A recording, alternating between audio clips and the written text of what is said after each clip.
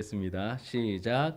여호와 하나님이 그 사람에게 명하여 이르시되 동산 각종 나무의 열매는 내가 임의로 먹되 선악을 알게 하는 나무의 열매는 먹지 말라. 내가 먹는 날에는 반드시 죽으리라 하시니라. 아멘. 예, 우리 이 말씀을 가지고 오늘 소요리 문답 12번째 시간입니다. 행위 언약에 대해서 이 행위 언약이 뭔지 또 우리에게 어떤 의미가 있는지 함께 좀 살펴보도록 하겠습니다. 여러분 주보에 보면 말씀 한 구절 밑에 12번째 문항과 답변이 있죠. 그렇죠? 제가 12번째 문항을 읽겠습니다. 여러분 한 목소리로 그 답변을 같이 좀 읽어주시면 감사하겠습니다. 준비됐나요? 자, 시작합니다. 하나님이 사람을 창조하고 사람에게 특별히 섭리하신 것은 무엇입니까?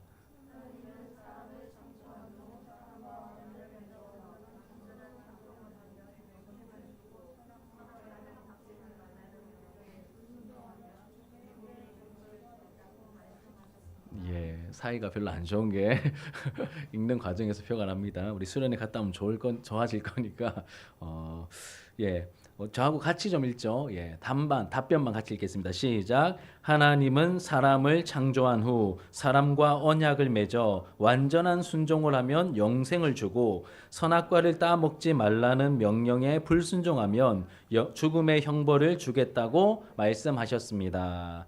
아멘. 예. 여러분 우리의 삶을 잘 살펴보면 이제 계약으로 이루어져 있다는 것을 우리가 발견하게 됩니다. 크게 두 가지 계약을 기초로 해서 우리의 이제 생활이 돌아가고 있는데 이 계약에는 이 약속에는 크게 두 가지 형태가 있습니다. 하나는 조건적인 약속이 있습니다. 조건적인 약속 뭐가 있을까요? 우리 학생들 같은 경우에 엄마가 시험 기간 되면 뭐라고 말하죠? 너 평균 90점 이상 넘으면 내가 뭐 뉴발란스 뭐 운동화 사줄게. 혹은 뭐 네가 평균 뭐 80점 이상 넘으면 맛있는 거 사줄게. 뭐 이런 식으로 이게 뭡니까, 여러분? 약속은 약속인데 뭐가 달려 있죠? 조건이 달려 있죠. 이것을 이제 조건부 약속이라고 하죠. 자, 그리고 또 다른 한 가지 뭐냐면 무조건적인 약속이 있습니다. 네가 그냥 시험 친다고 수고했으니까 그냥 내가 엄마니까 그냥 맛있는 거 사줄게. 그냥 사줄게. 이거는 뭐예요? 조건이 있습니까? 없습니까? 조건이 없죠. 이런 경우를 뭐라고 할까요? 무조건적인 약속이라고 합니다. 뭐 다른 예를 들면 여름철인데 이제 컸어요. 이렇게 많이 커가지고 맞는 옷이 없어. 그러니 여름철이네, 네가 컸네, 옷 한 벌 사줄게. 이런 식으로 조건이 있습니까? 없습니까? 없죠. 이런 것을 이제 무조건적인 약속. 인간 관계는 약속을 기초로 이루어져 있는데 크게 조건이 있는 약속과 조건이 없는 이런 두 가지 형태로 나와 있습니다. 이런 약속이에요. 우리 인간 관계를 보면 뭐 결혼도 마찬가지죠. 결혼도 마찬가지입니다. 결혼도 약속이죠. 한평생 동안 당신만을 사랑하겠습니다. 그러니 당신도 그러해야 됩니다. 이렇게 언약을 맺는 게 결혼 예식이죠. 그리고 회사 다닐 때도 여러분 회사와 그리고 직원 사이에도 뭐가 있을까요? 계약서 쓰잖아요. 그렇죠? 계약서 씁니다. 만약에 뭐 무단 결근을 몇 번 이상 하면 당신은 해고입니다. 그래서 쌍방간에 뭔가 이렇게 약속을 한 내용들이 있다는 것이죠. 나라와 나라 사이의 관계에도 이런 약속이, 여기까지는 우리 땅이다. 뭐 이런 식의 약속이 있는 것이죠. 삶을 살아가는 많은 부분은 이런 조건적인 약속 혹은 계약을 기초로 하고 있습니다. 그런데 조건적인 계약만 있는 게 아니라 무조건적인 약속도 있다고 했죠. 가장 대표적인 게 뭐냐면 유언입니다. 유언. 내가 죽거든 누구에게 유산을 남기겠다. 그냥 뭐 조건 없습니다. 그냥 내가 이 사람에게 혹은 어떤 기관에 내가 돈을 남기겠다. 혹은 뭐 땅을 주겠다. 약속이죠, 그렇죠? 그냥 조건이 없는 이런 약속들이 있습니다. 이 두 가지가 있고 둘 다 필요합니다. 때로는 조건이 있는 약속이 필요할 때도 있고 때로는 무조건적인 약속이 필요할 때가 있는데 여러분 근데 약속이 너무 조건이 많이 달려 있으면 어떨까요? 너무 좀 빡빡해지겠죠, 그렇죠? 너 뭐 몇 점 이상 받아야 뭘 할 수 있어? 너 이렇게 뭐 요만큼 해야 이거 줄 거야? 이렇게 너무 조건이 많으면 우리의 어떤 세상살이가 너무 좀 힘들어지겠죠. 빡빡하고 힘들어질 겁니다. 하지만 이제 무조건적인 약속이 좀 많아지면 어떨까요? 내가 누구한테 뭔가 은혜를 베푸는데 너 나한테 이렇게 하면 내가 이렇게 해줄 거야. 이건 조건이죠, 그렇죠? 그럼 빡빡해집니다. 대신 그냥 내가 좋은 마음 가지고 그냥 해줄게. 이런 게 많아지면 우리의 세상살이가 어떨까요? 좀 더 밝아지고 좀 더 풍요로워지겠죠. 약속을 기초로 이 세상살이가 이루어지고 있다. 이제 이 부분을 좀 여러분 염두에 두면 좋겠습니다. 우리가 성경을 풍성하게 이해하기 위해서 하나님과 우리 사이의 기본적인 관계도 무엇을 기초로 하고 있을까요? 약속을 혹은 계약을 기초로 하고 있습니다. 언약 관계로 하나님과 우리 사이에 관계가 맺어져 있다는 것을 여러분 알아야 돼요. 우리 성경은 크게 두 부분으로 되어 있잖아. 뭐로 되어 있습니까? 구약과 신약이죠. 이 약은 뭘까요? 약속 혹은 언약입니다. 언약. 옛날 언약 그리고 새롭게 맺은 새 언약 이 두 가지. 그러니까 성경은 기본적으로 무슨 책입니까? 약속의 책이요, 언약의 책입니다. 이 사실을 알아야 돼. 그래서 성경은 언약의 책이구나, 약속의 내용을 담고 있구나라고 하는 것을 우리가 분명히 알고 있어야 합니다. 그래서 하나님을 잘 알고 잘 믿기 위해서는 이제 언약이 뭔지 우리가 잘 알아야 됩니다. 우리가 살아가면서 계약을 맺는 것, 다시 말해 인간 사이의 약속은 우리끼리 맺는 하게 되는 이런 약속들은 하나님과 맺는 그 언약 혹은 약속의 그림자라고 할 수 있습니다. 우리 인간 사이의 관계에서 뭘 기초로 우리가 살아간다고요? 약속을 기초로 해서 인간 관계가 맺어지고 돌아가듯이 눈에 보이지 않지만 하나님과 우리 사이에도 뭐가 있다고요? 이 관계가 유지되기 위해서는 뭐가 필요합니까? 약속 혹은 언약이 필요하다는 것이죠. 그래서 우리 사이에 하는 이 약속들은 하나님과 우리 사이의 어떤 약속과 언약을 보여주는 그림자 역할을 합니다. 얘들아, 성경이 기록되던 당시 그 옛날 고대 근동, 그러니까 중동 지역을 말하는 거예요. 이 고대 근동 지역에는 크게 두 가지 약속의 형태가 있었어. 크게 두 가지 약속의 형태. 첫 번째가 뭐냐면 여러분 주보에 보면 뭐라고 되어 있습니까? 배경 이해. 그래서 뭐라고 되어 있죠? 종주권 언약 이런 게 있죠, 그렇죠? 종주권 언약. 굉장히 지금 이제 난이도 있는 난이도 있는 얘기를 목사님 해야 되는데 뭐냐면 이제 고대 시대에 나라가 두 나라가 전쟁을 해서 이기면 뭐가 될까요? 주인이 되는 거야. 지면 뭐가 될까요? 종이 되겠죠. 전쟁을 해서 이기면 주인이 되고 지면 종이 되는 거예요. 그래서 그 주인을 뭐라고 하냐면 전문 용어로 종주라 그래. 종주. 주인을 종주라 그럽니다. 그럼 종을 뭐라고 하냐면 봉신이라 그래. 봉신. 종주와 봉신 사이에 맺는 이 언약을, 이 관계를 뭐라고 한다고요? 종주권 언약이라 그래요. 왜 이걸 말씀드리냐면 이 성경이 기록되었던 그 당시에 배경이 되는 이 고대 근동 지역에서 이 종주권 언약이 굉장히 보편적으로 사용이 되었는데 성경도 이 종주권 언약의 형식으로 하나님과 하나님 백성 사이에 언약이 맺어지는 그 모습들을 자주 보여주거든. 그래서 성경을 좀 깊이 이제 신학이라고 하죠. 성경 신학을 깊이 연구하면 이런 부분을 알게 되는데 거기까지는 안 들어간다 할지라도 얘들아 이거는 이제 하나 알아두는 거야. 무슨 언약이요? 종주권 언약. 나라와 나라 사이에 전쟁을 했을 때 이기면 뭐가 된다고요? 주인이 되는 거예요. 그 주인을 종주라고 하고 지면 뭐가 됩니까? 신하가 되는 거야. 종이 되는데 그 종을 봉신이라고 합니다. 이 계약이, 이 언약이 바로 종주권 언약입니다. 종주와 봉신 사이에 맺는 언약인데 이 언약의 형태가 어떠냐면 이렇게 시작합니다. 내가 주인이야 이렇게 시작합니다. 내가 너의 주인이야 라고 시작하고 그리고 예전에 내가 너에게 했던 행동을 기억해야 돼. 예를 들면 우리가 전쟁을 해서 내가 이겼을 때 너를 그냥 없애버릴 수 있었지만 내가 너를 살려주었고 네가 살아갈 길을 내가 열어주었고 보호해주기로 약속했지. 이거 너희들 기억해야 돼. 이런 내용이 이제 나오는 거예요. 그리고 내가 주인이고 너는 종이 되었기 때문에 내가 이기고 너는 졌고 내가 주인이고 너는 졌기 때문에 이제는 어떻게 해야 될까요? 종이 주인의 말을 잘 들어야 되겠죠. 그래서 주인이 구체적으로 너 예를 들면 1년에 한 번씩 금을 얼마씩 내라. 혹은 이렇게 양을 몇 마리씩 내라. 이런 식의 구체적인 조항들이 나옵니다. 그리고 쌍방 간에 이제 그 계약 내용에 합의를 하고 이제 계약을 체결하는데, 계약을 체결하는 의식이 있습니다. 그 의식이 뭐냐면, 짐승 있잖아. 뭐 양이나 소나 이런 짐승, 이 고대 근동 지역에 많이 키웠던 양이나 소를 잡아요. 잡아가지고 어떻게 할까? 반으로 쪼개. 이 짐승을. 지금 따라오고 있습니까? 상상이 가요? 이 짐승, 양이나 소를 잡아가지고 반으로 쪼갭니다. 그럼 어떻게 될까요? 잔인하겠죠. 피가 철철 흐르겠지. 그러면 이렇게 둘로 쪼개가지고 피가 철철철 나면 쪼갠 사이로 언약을 맺은 그 대표 두 명이 같이 그 사이를 지나가는 거야. 이게 언약 체결 의식이야. 피의 언약이야. 피가 철철 흐르는 그 짐승을 쪼갠 그 사이로 그 두 나라 대표 왕이 거길 지나가는 거예요. 이건 뭘 상징하는 걸까? 우리가 계약을, 이 피의 언약을 맺었는데 만약에 한쪽이 이 계약을 어기면, 파기하면 어떻게 된다? 이 짐승처럼 쪼개져 죽는 거야. 이제 이렇게 그게 피의 언약입니다.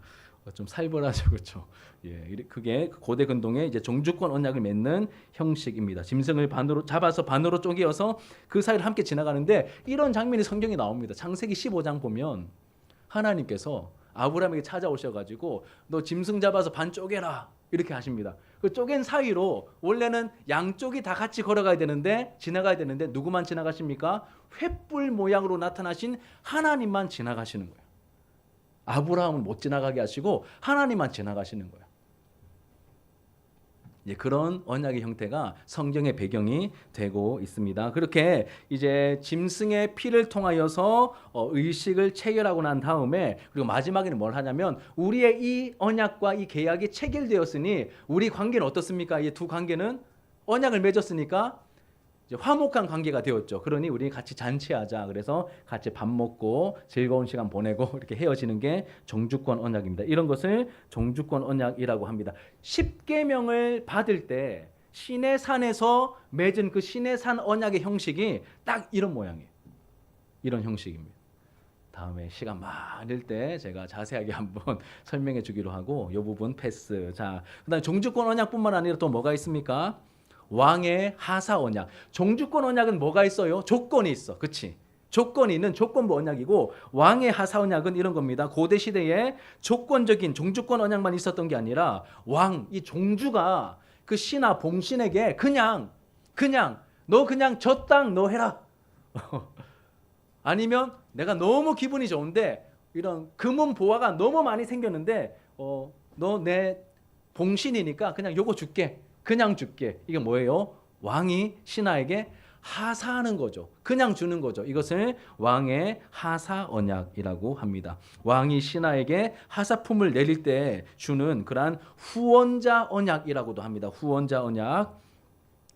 두 가지 형태가 있어요. 첫 번째는 뭐가 있다고요? 조건부 언약인 종주권 언약이 있고, 또 조건이 달리지 않은 그냥 베푸는 언약인 뭐가 있습니까? 왕의 하사 언약이 두 가지가 있습니다.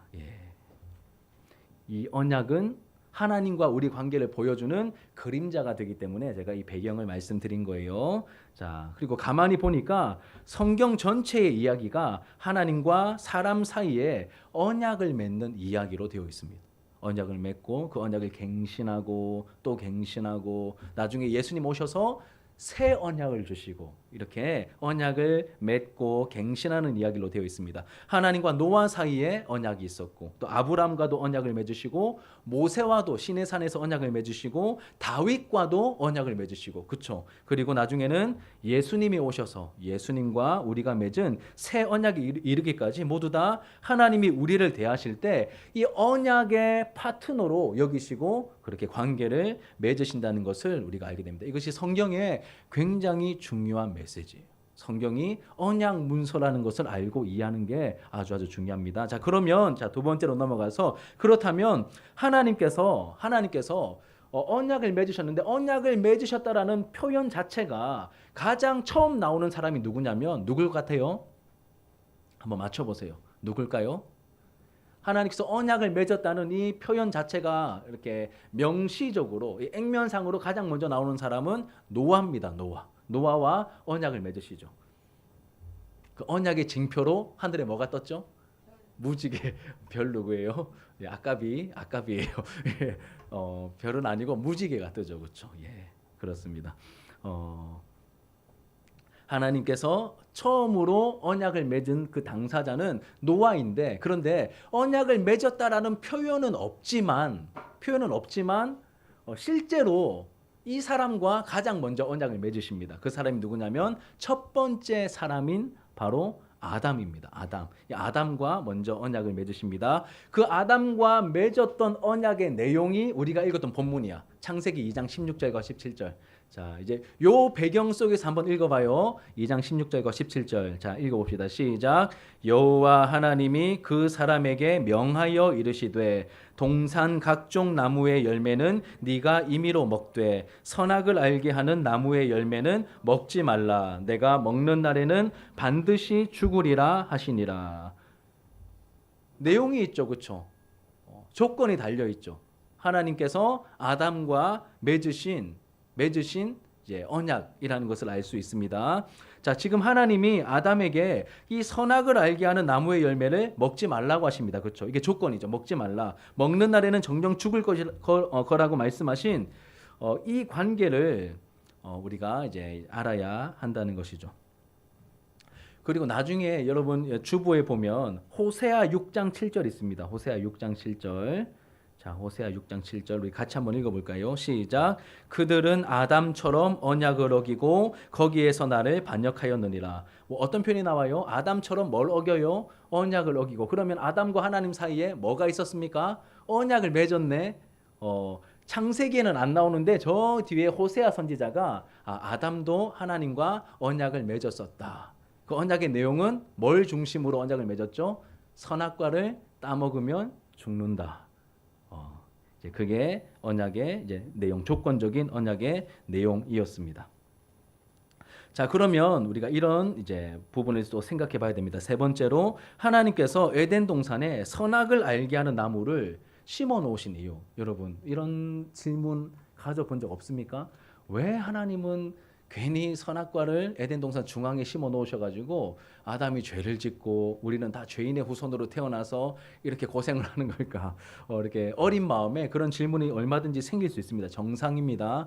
그래서 이참에 우리가 이 부분을 조금 더 생각해 보도록 할게요. 자, 이 언약, 아담과 하나님 사이에 맺은 언약을 뭐라고 하냐면 너 이 선악과를 따먹으면 정령 죽는 거야. 조건이 달려 있죠.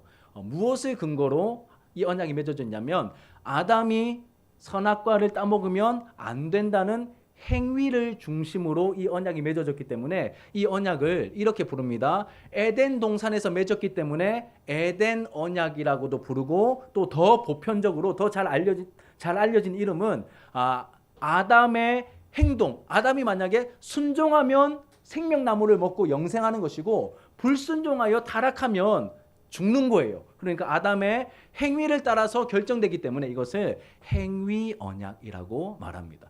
그러니까 하나님께서 사람과 처음 맺으신 언약이 아담과의 언약인데 그 아담과의 언약은 어떤 언약입니까? 행위에 따라 결정되는 행위 언약이었다는 것을 우리가 알게 됩니다. 그리고 이 행위 언약의 센터, 이 중심에 뭐가 있습니까? 선악을 알게 하는 나무가 있다는 것이죠. 그러면 이런 질문이 생기는 거예요. 왜 선악을 알게 하는 나무를 동산 중앙에 심어 놓으셨는가? 혹시 이유를 아는 사람 있으십니까? 시험하려고. 맞아요. 그게 두 번째 답이야. 맞아. 그 테스트 하려고. 예. 어디서나 볼 수 있게 하려고 동산 중앙에. 예, 맞아요. 그거는 약간 좀 제가 원하는 본질에서 조금 벗어난 답이긴 한데 그 답도 맞아요. 예. 동산 중앙에 이 선악과를 심어 놓으신 이유 크게 두 가지입니다. 첫 번째는 뭐냐면 하나님과 아담의 관계가 어떤 것인지를 알려주기 위해서 이 선악을 알게 하는 나무를 심어 놓으신 것이죠. 다시 말해서 하나님이 창조주이시고 인간은 피조물임을, 즉 내가 하나님이고 너는 피조물이야, 이것을 알려주기 위해서 선악을 알게 하는 나무를 심어 놓으신 거예요. 만약에 이 선악을 알게 하는 나무나 어떤 이게 언약의 조건적인 내용이 없으면 아담이 착각할 수 있어. 야, 나에게 너무 많은 자유가 주어졌고 나는 하나님의 형상으로 창조되었고 하나님께서 나에게 제한하시는 게 없네. 나도 하나님인가 보다. 이렇게 착각할 수 있겠죠. 그래서 하나님께서 내가 하나님이고 너는 하나님의 형상으로 내가 만든 너무나 영광스러운 존재이긴 하지만 너는 하나님이 아니고 너는 피조물이야.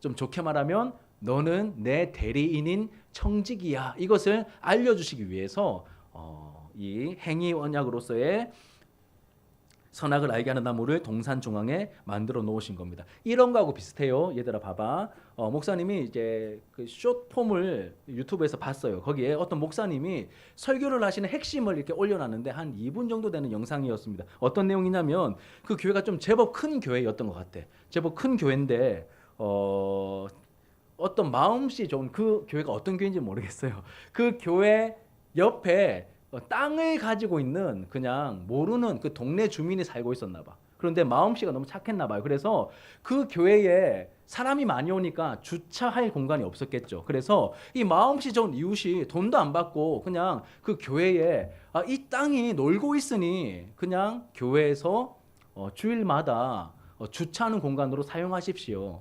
이렇게 그냥 무상으로 빌려줬대요. 그냥 내어줬대요. 그런데 좀 재밌는 것은 여러분 1년이 몇 주로 되어 있죠? 1년이 몇 주로 되어 있죠? 모릅니까? 52주로 되어 있죠. 52주로 되어 있습니다. 그런데 52주 다 빌려주는 게 아니라 51주만 빌려주고 한 주는 안 빌려줬대요. 빌려줄 거면 다 빌려주지. 아니면 뭐 반을 빌려주고 반을 안 빌려주든지 이상하다. 이렇게 좀 궁금증을 이렇게 가지고 있던 찰나에 물어봤대요. 이 목사님이 아니, 도대체 52주면 52주지 왜 51주를 빌려주시냐. 그러니까 51주일을 마음껏 쓰되 그 한 주에 불편함이 있어야 이 땅 주인이 교회가 아니라 나인 줄 알기 때문에 그 불편함을 감수하게 하는 겁니다. 실제로 51주 동안 내 건 줄 알았어. 그런데 52주 이렇게 막 한 주를 못 쓰니까 이건 내 땅 아니지. 깨닫는 거예요. 여러분 마찬가지입니다. 하나님과 우리 사이의 관계에서 하나님이 우리를 너무 사랑하시고 아끼고 영광스럽고 존귀하게 우리를 만드셨거든. 그럼 마치 우리가 착각하는 거야. 내가 주인인 듯, 내가 내 삶의 주인이고 왕인 듯 착각하는 거야. 그런데 그거 아니다. 그거 아니다. 선악과를 통해서 네가 지키고 따라야 할 요 내용이 있단다. 그러면서 내가 주인이고 내가 하나님이고 너는 내가 너무 아끼고 사랑하지만 너는 피조물이야. 너는 청직이야. 이렇게 말씀하시는 거예요.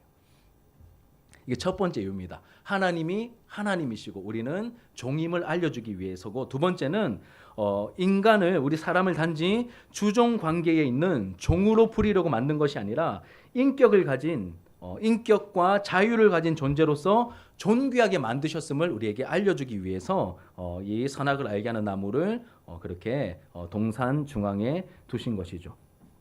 다시 말씀드립니다. 그냥 단순히 주종 관계에 있으니까 하나님은 하나님이시고 우리는 그냥 피조물 종이고 땡인가 보다, 이게 아니라 우리가 피조물이지만 굉장히 어떤 존재예요? 영광스럽고 존귀한 하나님의 형상을 가진 인격과 자유를 가진 존재로 우리를 만드셨음을 또 알려주시기 위해서 선악을 알게 하는 나무를 동산 중앙에 두시고 행위 언약을 맺으신 겁니다. 하나님이 만드신 피조물마다 얘들아 자유의 폭이 달라. 예를 들면 돌은 얘들아 움직일 수 있어요, 없어요? 스스로 못 움직이죠. 근데 어떨 경우에만 움직일 수 있어요? 사람이 차든지 아니면 막 폭우가 막 내려가지고 막 물살에 휩쓸려 가든지 이렇게 물리 법칙에 의해서 조금씩 움직일 수 있어. 어쩌다 1년에 한두 번 있을 수 있는 그런 운신의 폭이죠, 그렇죠? 이에 비해서 여러분 식물은 어떨까? 식물은 씨가 뿌려지는 곳에 거기서 자라죠, 그렇죠? 그런데 그냥 돌처럼 그냥 가만히 있는 게 아니라 어떻습니까? 성장하는 거야. 그러니 이 그냥 물질로 된 돌보다는 이 식물에게 좀 더 뭐가 있습니까? 좀 더 큰 자유가 있네. 맞아요? 또 식물은 이제 자기 꽃씨를 날려가지고 또 번식도 할 수 있잖아. 근데 더 많은 자유가 있는 거야. 그런데 거의 붙박이죠, 그렇죠? 식물도 거의 붙박입니다. 거기에 비해서 동물을 한번 생각해 볼까요? 자, 동물을 보면 동물은 어때요? 물질이나 뭐 이렇게 돌이나 이런 것들보다 돌이나 아니면 흙이나 아니면 식물들보다 이 동물은 어떻습니까? 더 많은 자유가 주어졌네요, 그렇죠? 이 짐승들은 자기가 가고 싶은 곳, 새 같은 경우는 어떻습니까? 막 하늘을 날아서 막 뭐 국경을 넘나들면서 막 움직일 수 있는 자유가 이 새에게 있죠, 그렇죠? 이 동물들에게는 더 많은 자유가 있습니다. 그럼 우리 사람을 생각해 볼까요? 사람은 어떻습니까? 사람에게는 훨씬 더 큰 자유를 하나님께서 주셨죠. 이제 거미 같은 경우에 집을 지어요. 그런데 집을 짓는데 집을 지을 수 있는 자유가 있잖아. 그런데 본능을 따라 살기 때문에 똑같은 집밖에 못 지어. 근데 사람은 어떻습니까? 1000년 전의 집하고 지금 집하고 완전 다르죠, 그렇죠? 제가 지난번에 설명을 했던 부분입니다. 이렇게 사람에게는 훨씬 더 크고 많은 이 자유를 우리에게 인격과 자유를 하나님께서 허락해 주셨습니다. 결론적으로 하나님이 선악을 알게 하는 나무와 또 그 곁에 생명나무를 심어 놓으신 것은 하나님과 사람 사이의 이 언약의 관계를 보여주기 위한 것이죠. 자, 이런 측면에서 우리가 처음에 읽었던 이 소요리 문답을 다시 한번 읽어봅시다. 자, 제가 문제를 읽을 테니 여러분 다시 답을 하는 거예요. 하나님이 사람을 창조하고 사람에게 특별히 섭리하신 것이 무엇입니까? 하나님은 사람을 창조한 후 사람과 언약을 맺어 완전한 순종을 하면 영생을 주고 선악과를 따먹지 말라는 명령에 불순종하면 죽음의 형벌을 주겠다고 말씀하셨습니다. 이걸 뭐라고 한다? 무슨 언약? 이게 무슨 언약이라고요? 행위 언약이다. 결론적으로 선악을 알게 하는 나무를 심어 놓으신 이유는 하나님과 인간 사이의 관계, 즉 언약 관계를 보여주는 것인데 이 상태는 어떤 상태일까요, 여러분? 지금 이 처음에 언약을 맺는 이 상태는 어느 상태일까요? 아담이 죄짓기 전 상태.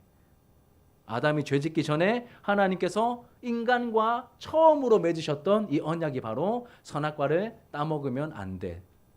따먹지 않으면 영생을 얻고 따먹으면 영원한 형벌을 받는다라고 하는 이 조건이 달려있는 행위 언약을 처음에 맺으셨죠. 그리고 행위 언약을 맺으신 목적은 두 가지였습니다. 첫 번째는 하나님이 주인이시고 우리는 종이다, 피조물이다. 또 다른 하나는 하나님께 사람이 엄청난 자유를 받은 특별한 존재임을 가르쳐주기 위해서. 아까 소희가 말한 것처럼 특별한 존재이니 우리가 이제 테스트를 받는 거죠, 그렇죠?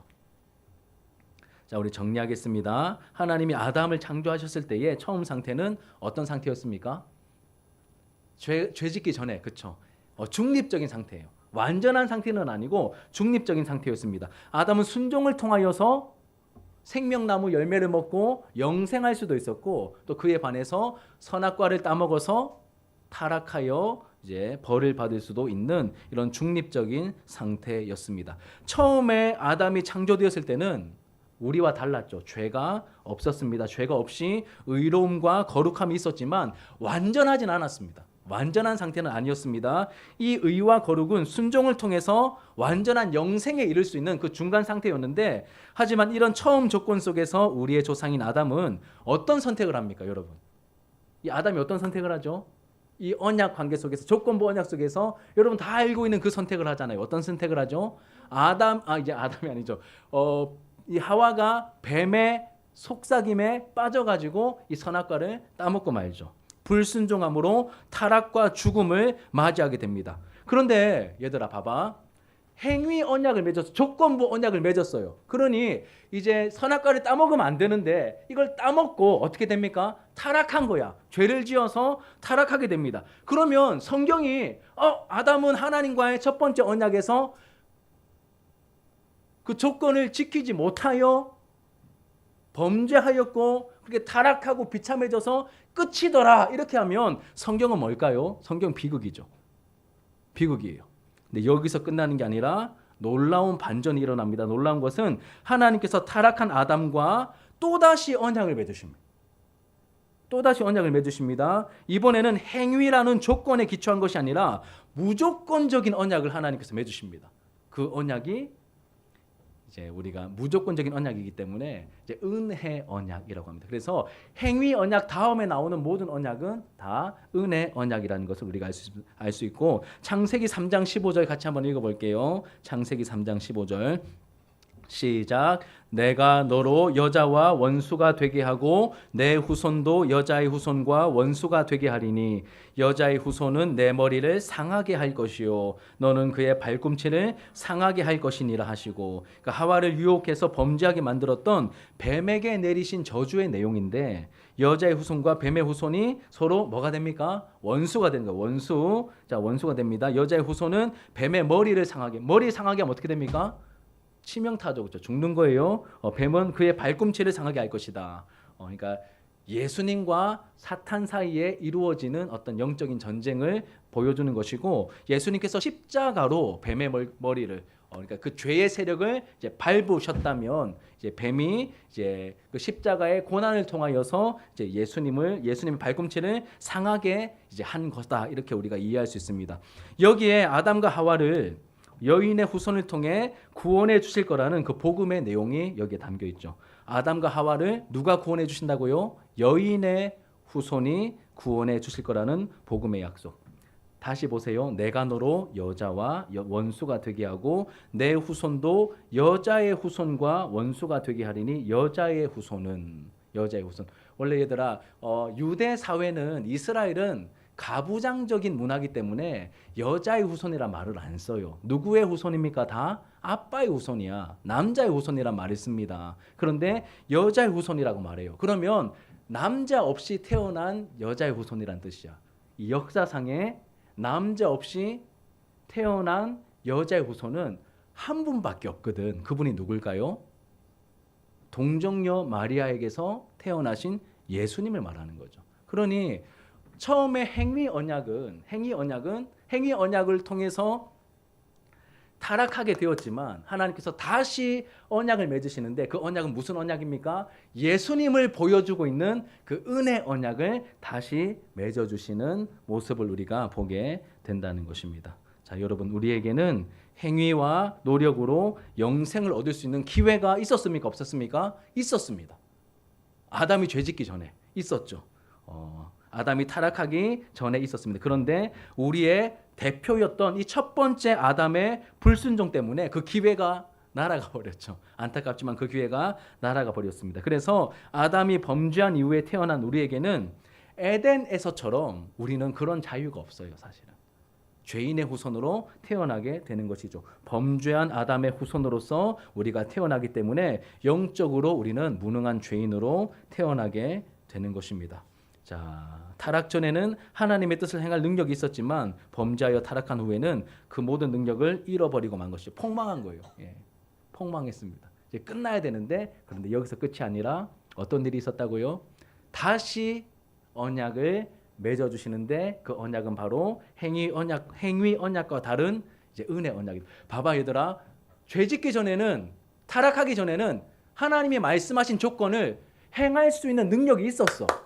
그런데 타락한 이후에는 그 능력을 어떻게 했다고요? 다 잃어버렸어. 영적으로 무능한 존재가 된 거야. 그런데 만약에 하나님께서 또 언약을 맺으시는데 똑같은 행위 언약으로 또 오신다면, 아니 나는 이제 무능력해졌는데 똑같은 조건으로 그렇게 오신다면, 얘들아, 그 언약은 우리에게 효과가 있을까요? 없을까요? 이 설명이 이해가 돼요? 이런 거야. 목사님 수포자거든. 수포자. 나는 완전 수포자예요.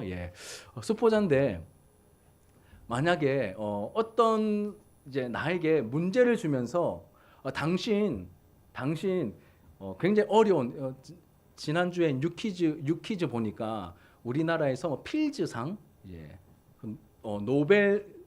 노벨상과 거의 맞먹는 수학계의 노벨상으로 불리는 그 필즈상을 받은 허준희 교수라는 분이 이제 뉴퀴즈에 나왔습니다. 이제 그분이 이 수학의 어마어마한 난제 11개를 풀었더라고. 그 중에 하나를 나에게 주면서, 수포자인 저에게 주면서, 당신 이거 풀면 내가 평생 먹고 막 떵떵거리면서 먹고 살 수 있는 그러한 이렇게 다 혜택을 주겠다.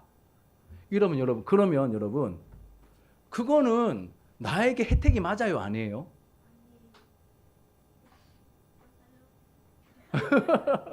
맞아요, 아니에요? 아니죠, 나 수포자라니까. 그런데 수학을 전 세계에서 제일 잘해서 그 필드상을 받은 사람이, 그것도 자기도 막 수십 년 연구해서 푼 그 문제를 나에게 풀라고 해서, 당신도 이거 풀면 내가 누리고 있는 이 영광을 주겠다 그러면 얘들아, 그 영광은 내가 취할 수 있는 거야, 못 취하는 거야? 그거 아무것도 아닌 거야. 그냥 그림의 떡인 거예요. 그렇죠? 나에게 내가 누릴 수 없는 거잖아. 마찬가지로 만약에 또 행위 언약을 가지고 언약을 맺으시면 그거는 우리를 두 번 죽이는 거예요, 하나님이. 그래서 무슨 언약을 맺으십니까? 은혜 언약을 맺으시는 거죠. 자, 이제 말씀을 마치겠습니다. 이제 우리 인간은 둘 중에 하나에 속하게 되는 거야. 첫 번째 아담에게 속해 있는 사람이든지 아니면 두 번째, 신약 성경을 읽어보면 예수님을 이렇게 표현한다. 두 번째 아담. 첫 번째 아담이고 두 번째 아담이신 예수님을 믿어서 예수님 안에 새로 태어나든지 둘 중에 하나에 속하는 거야. 다시요. 얘들아, 첫 번째 아담, 모든 사람은 다 태어날 때 첫 번째 아담에게 속해 있어. 그런데 두 번째 아담에게 속하는 방법은 그 예수님에 대한 복음을 듣고 예수님을 믿으면 두 번째 아담이신 예수님께 속한 사람이 되는 거야. 그러면 얘들아 봐봐. 첫 번째 아담에게 속하면 어떤 언약 안에 있는 거야? 행위 언약 안에 있는 거야. 내가 다 지켜야 구원받을 수 있는데 그 능력이 범죄한 우리에게 있어요, 없어요? 없어. 아무도. 로마서 3장 23절 보면 모든 사람이 다 죄인이고 하나님의 영광 이를 자가 아무도 없다라고 말하고 있거든. 아무도 불가능해. 다 불가능해요.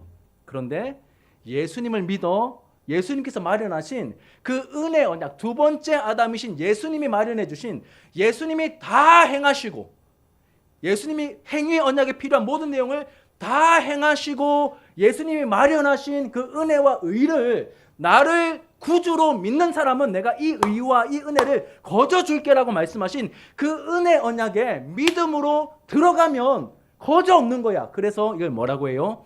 이게 은혜 언약이고 이게 복음인 거야. 이게 은혜인 거야. 우리가 뭘 하는 게 아니라 예수님이 해놓으신 것을 우리가 믿음으로 취하는 거예요. 두 가지 언약이 있어요. 첫 번째는 행위 언약이 있어. 첫 번째 아담에 속한 행위 언약. 두 번째는 두 번째 아담이신 예수님께서 이루어 놓으신 그 은혜를 누릴 수 있는 은혜 언약이 있습니다. 첫 번째 언약의 결과는 아까 우리가 읽었던 내용처럼 무엇입니까? 완전한 순종을 하면 영생을 주고 선악과를 따먹지 말라는 명령에 불순종하면 죽음의 형벌을 주겠다. 그 첫 번째 언약에 속해 있으면 우리는 영 죽을 수밖에 없는데 우리의 구원자이신 예수님을 믿으면 은혜 언약에 속하여서 우리가 하나님의 은혜, 영생을 얻는 존재가 된다는 것입니다. 이게 행위 언약이 우리에게 주는 가장 중요한 메시지입니다. 그러니 여러분 여기서 뭘 발견해야 될까요? 예수님을 발견하고 은혜를 발견해야 되는 거예요. 네, 그 은혜를 묵상하면서 그 은혜를 누리는 우리 공동체가 더욱더 되어가길 바랍니다.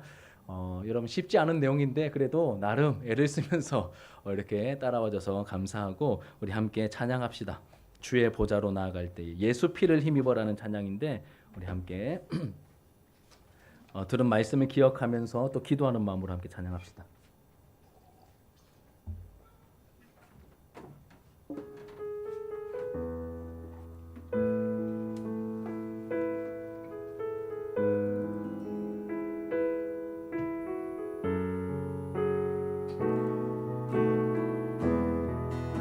주의 보좌로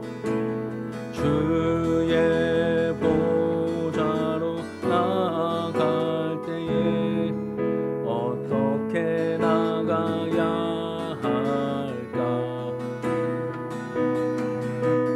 나를 구원한 주의 십자가 그것을 믿으며 가네. 주의 보좌로 나아갈 때에 주의 보좌로 나아갈 때에 나 여전히 부족하나 나를 품으신 주의 그 사랑 그것을 믿으며 가네. 자격 없는 내 힘이 아니 오직 예수님의 보혈로 자격 없는 자격 없는 내 힘이 아닌 오직 예수님의 보혈로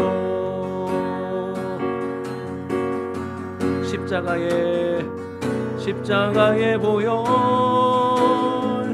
완전하신 사랑 힘입어 나갑니다. 십자가의 보혈 완전하신 사랑 힘입어 예배합니다. 우리 한 번 더 찬양합시다. 주의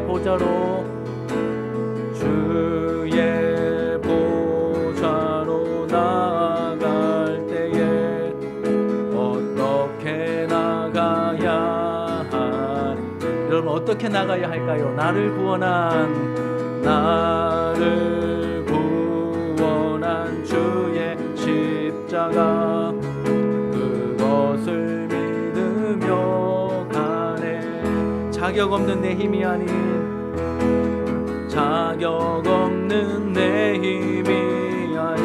오직 예수님의 보혈로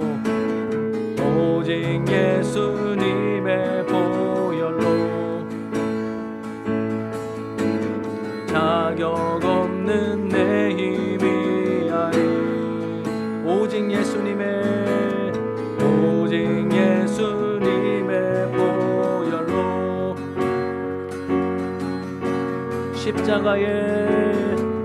십자가의 보혈 완전하신 사랑 힘입어 나갑니다. 십자가의 보혈 완전하신 사랑 힘입어 예배하. 우리 마지막으로 십자가의 보혈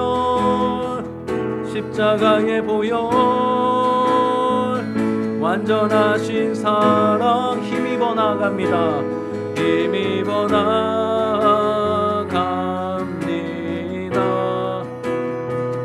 십자가의 보혈 완전하신 사랑